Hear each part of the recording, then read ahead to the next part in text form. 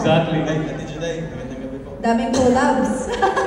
Okay, So ano na nga ang Ang dami ko sinabi. dahil inip ng ating reporter. Yes, I was your previous Magnolia Ice Cream endorser before po, actually.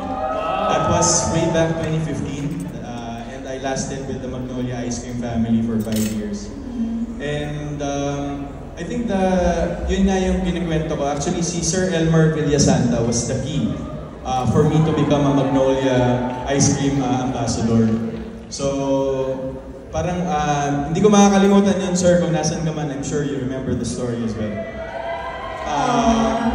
It happened in Los Angeles po, in Carson City, way back because I did a GMA Pinoy TV show. Yes. And then we had a dinner sa isang Japanese restaurant na somewhere along the area.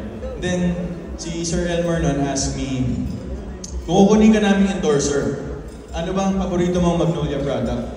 So, Magnolia product yung question. And I said, sir, yung ice cream talaga.